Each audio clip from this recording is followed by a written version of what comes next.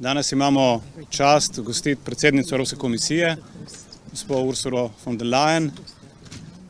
Predsednica se je odzvala hitro in prišla v Slovenijo zato, da izrazi ne samo podporo inštitucij, ampak tudi svojo osebno podporo in naklonjenost in sočutje slovenskemu narodu, ki gre skozi to težko preizkušnjo. Namen današnjega obiska je bil dvojen. Prvo, mogoče najpomembnejše, da smo se v Črni ne samo gledali prizorišče, ampak da smo se tudi srečali z ljudmi in da smo ljudem v Črni, ne samo predstavnikom oblasti, ampak navadnim ljudem, jasno povedali, niso sami in ne bodo ostali sami, ne bomo pozabili na njih. In to ne velja samo za Črno, velja za celo Slovenijo, ki je bila prizadeta. To je osnovno sporočilo. Predsednica se je lahko na lastne oči prepričala o dvojem. O razsežnosti, koliko področij je bilo prizadetih in kako huda je dejansko škoda na samih tleh. Tudi tista, ki je mogoče iz zraka ni videti, ampak poplavljenih je bilo več 10 tisoč domov. In več 10 tisoč družin je danes obupanih, kako bojo preživeli v naslednjih tednih in mesecih. In naše sporočilo je jasno. Pomoč bo hitra, učinkovita in na nikogar ne bomo pozabili. Drugo sporočilo današnjega dne je, da Evropska unija je najboljše, kar se je lahko Sloveniji in Evropi lahko zgodilo v zadnjih stoletjih. Kajti, ko smo potrebovali pomoč, smo jo takoj tudi dobili. Isti dan, ko smo sprožili mehanizem hitre pomoči, je Slovenija že začela dobivati pomoč, točno tisto, po kateri smo vprašali. Vprašali smo po težki mehanizaciji, zato da smo se lahko prebijali do krajev, kot je Črna. In smo jo dobili. Vprašali smo po helikopterjih, zato da smo lahko oskrbovali odročne in odrezane kraje in smo jih dobili. In danes smo se lahko to prepričali, tudi v Črni. In to je tista evropska solidarnost, kar v resnici dela Evropo veliko. In kar je tisto, zakaj v resnici ni alternative Evropski uniji. In prav je tako. Če je Slovenija v preteklosti sama pomagala ob nesrečah v tujini, je danes deležna hitre, odločne in solidarne pomoči iz Evrope. Takrat, ko potrebujemo, takrat je solidarnost največ vredna. Ampak stvar se ne konča samo pri prvi hitri pomoči. Sedaj prihaja faza rekonstrukcije, faza sanacije.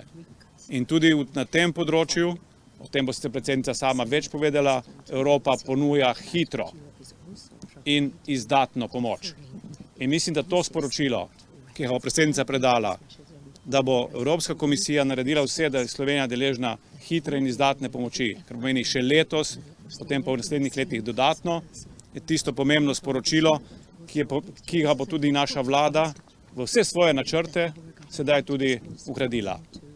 Ne samo to, ponujene so bile tudi tehnične pomoči, zato da bomo lažje odpravili vse oziroma premagali vse birokratske včasih ovire, da do tega denarja učinkovito pridemo in ga potem tudi učinkovito porabimo.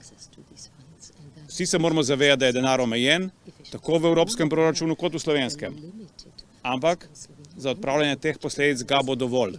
Moramo pa biti pri tem učinkoviti in ta denar seveda racionalno porabiti. Predvsem pa mora ta denar priti do tistih, ki so najbolj prizadeti. In tokrat so to ljudje. Javna infrastruktura je pomembna, ampak ljudje so tisti, ki moramo najprej pomagati. Na tem področju bomo tudi naredili prve korake, oziroma smo že naredili in jih bomo tudi pospešili. Danes smo se lahko tudi prepričali, da je zakon, ki je danes v parlamentu, pravi način, kako pomagati občinam. Ljudje komunicirajo z občinami, ljudje imajo stik z občinskimi upravami in občinske uprave potrebujejo denar takoj. Zato zakon, ki uvaja možnost 40% predplačila, to je popolna novost, ampak ta zakon rešuje natančno ta problem. Ne bomo čakali, da bojo škode popisane, da bojo občine našle same denar in pa ga zalagale. Ne, država bo dala predplačilo. In to je tudi tisto osnovno sporočilo, ki ga dajemo. In enako se pogovarjamo z Evropsko komisijo. Čim prej do denarja, zato da se dela čim prej izvedejo. Na ta način bo najbolj učinkovita. Potem bi se rad še enkrat zahvalil predsednici za njeno naklonjenost Sloveniji, za njeno razumevanje situacije in tudi zato, da nam je prišla naproti z v resnici izrednimi ukrepi. Izrednimi ukrepi, ki jih žal terja izredna situacija. Najverjetneje bo v taki situaciji v Evropi v bodočih letih še, zato se moramo pripraviti. In verjamem, da bo tudi Slovenija lahko na nek način zgledni primer, kako naj se Evropa pripravi za bodoče katastrofe, ki se jim verjetno ne bomo mogli izogniti, ampak da bomo pri tem najbolj učinkoviti. Hvala lepa. Predsednica, prosim. Thank you very much. Thank you very much, Prime Minister, dear Robert, that you took me to Črna. It is so important to see firsthand and with my own eyes the massive impact of this disaster. And it was heartbreaking to see the devastation that the rain and the flooding and the mudslides have caused. We feel with the victims, we mourn those who lost their lives. But it was also heartwarming to see the enormous solidarity of people and their confidence and their courage. And what I've met are people who stood together and stand together in the most difficult times, volunteers from all walks of life, a government that reacted swiftly, immediately, and worked closely with the authorities and the municipalities, the army, the police, the civil protection, the firefighters, the Red Cross, the mountain rescuers, just to name a few, who really showed that solidarity is one of the outstanding virtues of the Slovenian people. And I'm here today to let Slovenia and the Slovenian people know that Europe stands by your side. We were with you in the first days, immediately with the material that was needed. It is the mobile bridges, the excavators, the helicopters, and the technical team and the crews. And of course we will stay as long as it is necessary.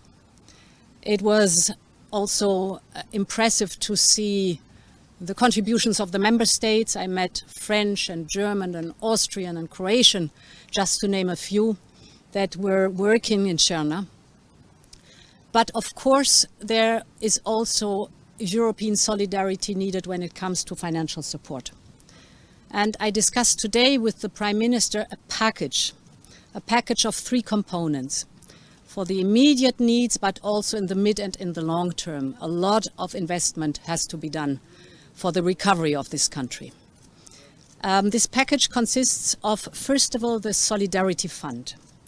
And here we will make accessible 400 million euros, 100 million of them still this year, and 300 million euros next year. Here, time, as always, is of the essence, so we need the request of Slovenia and a first damage assessment so that we can start with the disbursement. The second element is Next Generation EU. Besides the funds that Slovenia is already using and has programmed, there are still 2.7 billion euros accessible, so Slovenia can request them. Here too, time is of the essence because this request has to be done till the end of August. And therefore, the Prime Minister and me, we agreed to immediately, as of today, create a task force of Slovenia and the Commission to immediately work on the administrative requirements to make sure that these 2.7 billion euros are accessible for Slovenia for investment. And then there's the third element. This is existing money, already programmed money, that can be reprogrammed. These are 3.3 billion euros of cohesion funds. This lasts till 2027. So we have a good package of immediate support, of medium-term and long-term support for the reconstruction and recovery of Slovenia.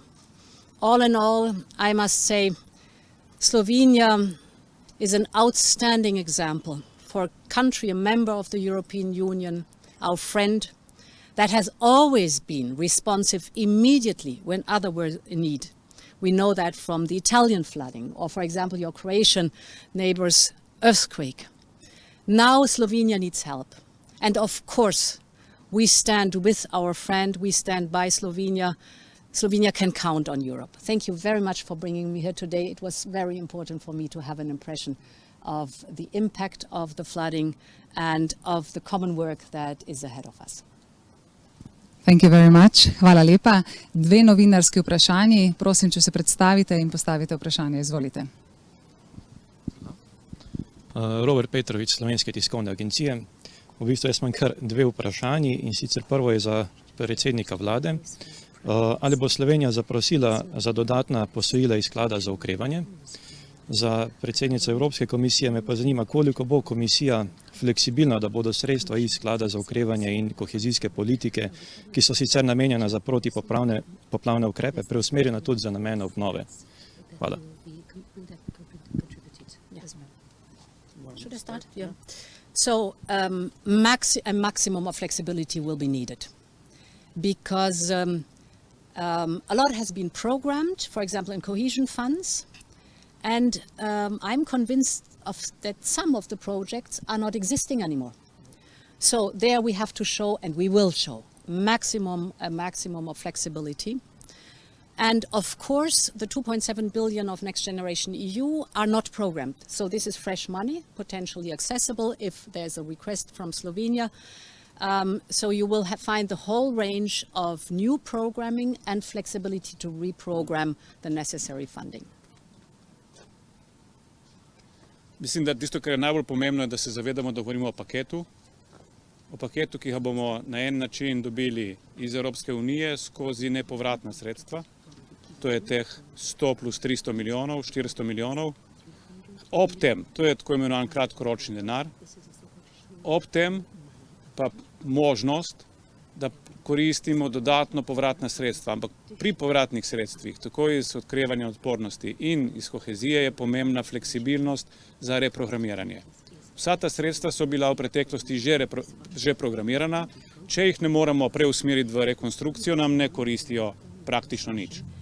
In zato je tako pomembno sporočilo, da bo komisija delala skupaj s slovenskimi oblastmi, skupaj s slovensko vlado na tem in nam pomagala na tem, da pripravimo dokumentacijo, ki je potrebna za reprogramiranje.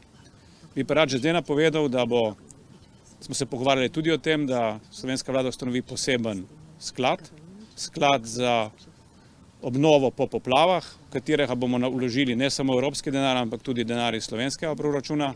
To bomo imeli jutri na vladi. Prva tranša iz slovenske strani bo 300 milijonov in ta sklad je tisti, ki naj bi upravljal z vsemi sredstvi, ki so namenjeni rekonstrukciji. Želimo biti hitri, želimo biti zelo ciljni, zelo namenski in na enem mestu združevati vsa sredstva, ki jih bomo namenili rekonstrukciji. Jure Kosec, Delo. My question is for President von der Leyen. Natural disasters are becoming more common. From a policy standpoint, has the EU done enough to adapt to this challenge? And also, these types of disasters can lead to huge fiscal burdens for countries. The Commission is aiming to rewrite Europe's fiscal rules. How will it prevent those rules from becoming obstacles for countries trying to recover from large-scale natural disasters, such as the one we've witnessed here today? Thank you. So certainly in this natural disaster, climate change played a role without any question. It's not the only reason, but it's one role that climate change played. And what we see is, and we experience it already in the last years, that we have more frequently and more intense extreme weather phenomena, weather situations. So we will have to learn to adapt to those, to rebuild and to invest smarter, and to work hard to fight global warming, because this is the underlying cause for the extreme weather phenomena. Now, what the Stability and Growth Pact is concerned, we're still in discussions. The finance ministers are negotiating, and indeed there are the negotiations going around the individual path of reduction of debt for member states with, of course, safeguards and guidelines, but that there is an individual path and that, of course, force majeure will play a role in the ability to adapt to a trajectory of reduction of debt is without any question. Morda še kakšno vprašanje, če ne, zaključujemo. Še eno vprašanje, zadnje. Izvolite. Če lahko samo še eno vprašanje, Iva Lačan, Bloomberg Adria. Pri vseh teh sredstvih, ki bodo na voljo za obnovo, me zanima, kako bo pa z sredstvi za gospodarstvo. Bo karkoli tukaj namenjenega, kar bo lahko gospodarstvo črpalo ali ne in na kakšen način. Najlepša hvala. Torej, kar se gospodarstva tiče, zagotovo ne bo prezrto. V zakonu, ki je danes v obravnavi na izredni seji parlamenta, je že poglavje o začasnih ukrepih za gospodarstvo. Začasnih, kar pomeni ukrepi v primeru, ko se zaposlen ne more zaradi višje sile zglasiti na delovnem mestu, ukrepi glede čakanja na delu. O tem mislim, da bo več govora tudi kasneje. V diskusiji in v debati z predsednico komisije pa smo odprli seveda tudi vprašanje državnih pomoči. Kot je že sama povedala predsednica, gre za primer višje sile. Na račun višje sile bomo pač morali v nekaterih primerih zaprositi za izredno obravnavo tudi pravil za dodelitev državnih pomoči. Tudi tukaj računamo na pomoč komisije prav pri pripravi teh ustreznih dokumentov in podzakonskih podlag. Glede na to, kar smo danes slišali, verjamem, da bomo pri tem uspešni. Tudi se bi rad odzval na prejšnje vprašanje pri fiskalnih pravilih. Višja sila je nek element, ki ga bomo morali verjetno vgraditi v vsa evropska razmišljanja in evropsko zakonodajo, vključno z fiskalnimi pravili. Seveda poti tukaj zaenkrat še jasne ni, je pa Slovenija tle na nek način zelo dober primer, na kateremu se lahko ravno pravila, kako uporabljati višjo silo pri fiskalnih pravilih, kako se lahko to uporabi. Tako da verjamem, da bomo v naslednjih mesecih na tem trdo delali in da bo tudi rezultat potem ustrezen. Perhaps there's one point I would like to add. It is important to know that, of course, Next Generation EU is exactly targeted at the support of business, and you have, in a very sophisticated and good plan, taken care that the grants are allocated specifically also to benefit the business sector. And we should not forget that Next Generation EU as a whole, the 800 billion of Next Generation EU, 1/3 goes into the European Green Deal. And this is not only fighting global warming, cutting greenhouse gas emissions, but of course adaptation also to climate change as we see it today. Hvala lepa. Hvala vsem medijem za spremljanje te izjave za javnost. Hvala obema voditeljema. Thank you, both leaders. Lep dan želim.